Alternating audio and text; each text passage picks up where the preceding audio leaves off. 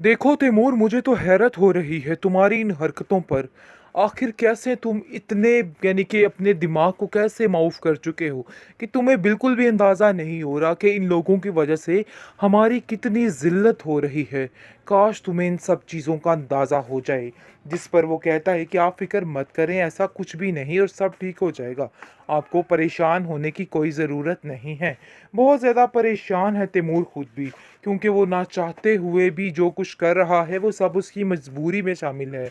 वो नहीं चाहता वो किसी का दिल दुखाए या हूर के साथ कुछ भी बुरा करे, लेकिन जैसे हालात उसको दिखाई दे रहे हैं, उसको मजबूरी में ये सब कुछ करना पड़ रहा है। और वह ऐसा बिल्कुल नहीं चाह सकता कि हूर के साथ कोई भी नाइंसाफ़ी की जाए। लेकिन जी आप देखेंगे कि नाइंसाफ़ी अब तो होकर ही रहेगी।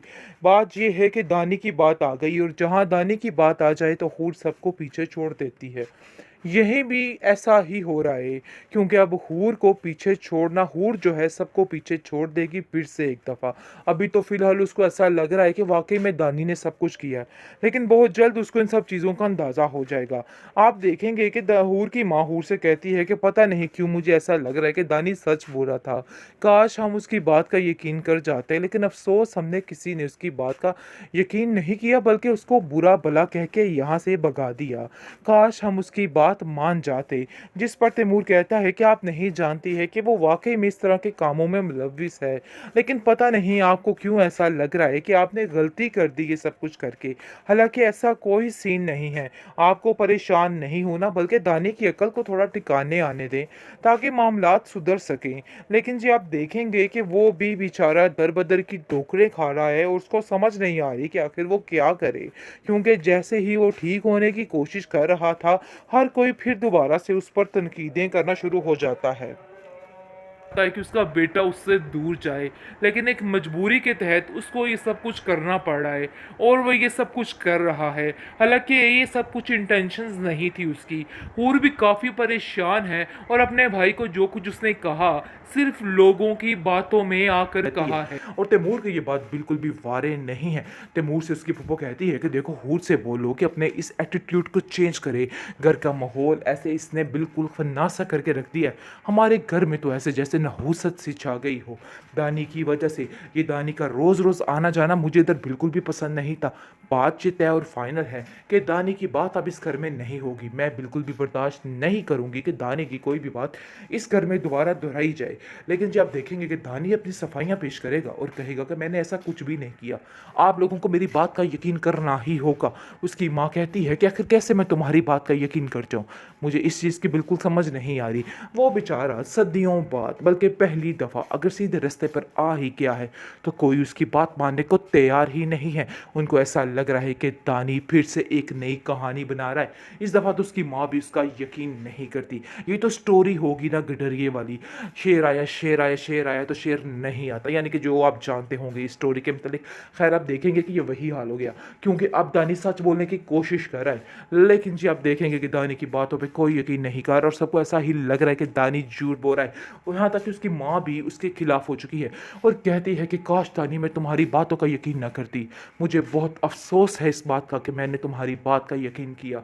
आखिर कैसे मैं तुम्हारे बाप को पीछे करके तुम्हें आगे किया, हूर को पीछे करके तुम्हें आगे किया। लेकिन ये मेरी बहुत बड़ी गलती थी। जिस पर दानी कहता है कि मेरा यकीन मानिए कि मैंने हर चीज़, हर गुनाह को दिल से छोड़ दिया है।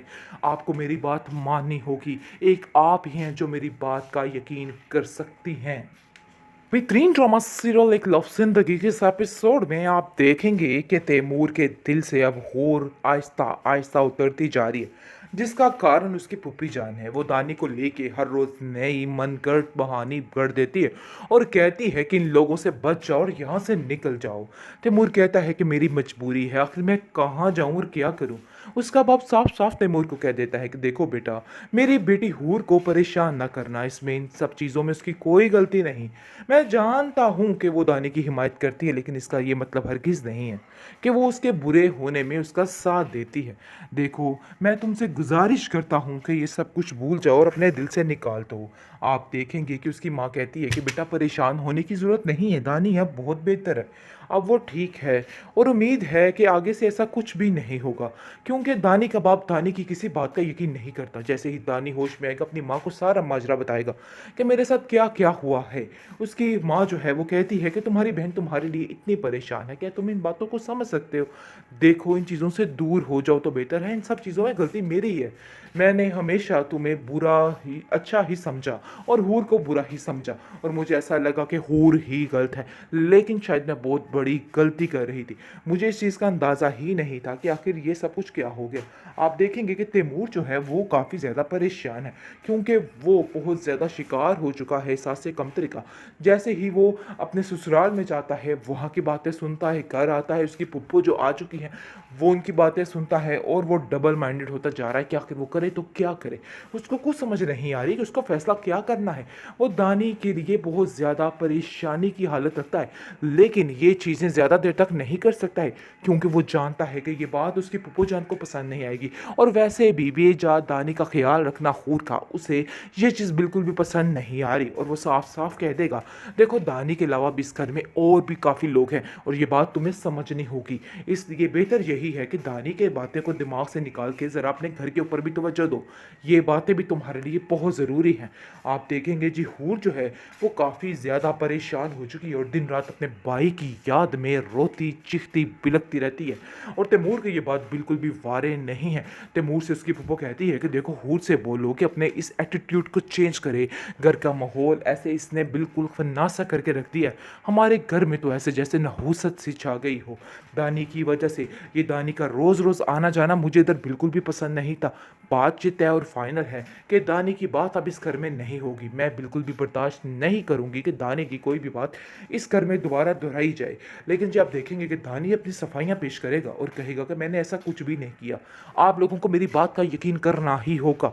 उसकी माँ कहती है कि आखिर कैसे मैं तुम्हारी बात का यकीन कर जाऊँ, मुझे इस चीज़ की बिल्कुल समझ नहीं आ रही।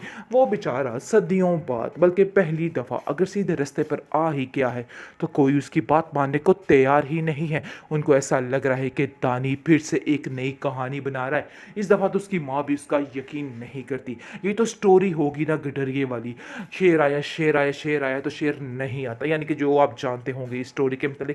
खैर, आप देखेंगे कि ये वही हाल हो गया, क्योंकि अब दानी सच बोलने की कोशिश कर रहा है, लेकिन जी आप देखेंगे कि दानी की बातों पे कोई यकीन नहीं कर रहा, और सबको ऐसा ही लग रहा है कि दानी झूठ बोल रहा है। और यहाँ तक कि उसकी माँ भी उसके खिलाफ हो चुकी है, और कहती है कि काश दानी मैं तुम्हारी बातों का यकीन न करती।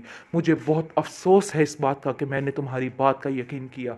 आखिर कैसे मैं तुम्हारे बाप को पीछे करके तुम्हें आगे किया, हूर को पीछे करके तुम्हें आगे किया, लेकिन ये मेरी बहुत बड़ी गलती थी। जिस पर दानी कहता है कि मेरा यकीन मानिए कि मैंने हर चीज़ हर गुनाह को दिल से छोड़ दिया है। आपको मेरी बात माननी होगी, एक आप ही हैं जो मेरी बात का यकीन कर सकती हैं।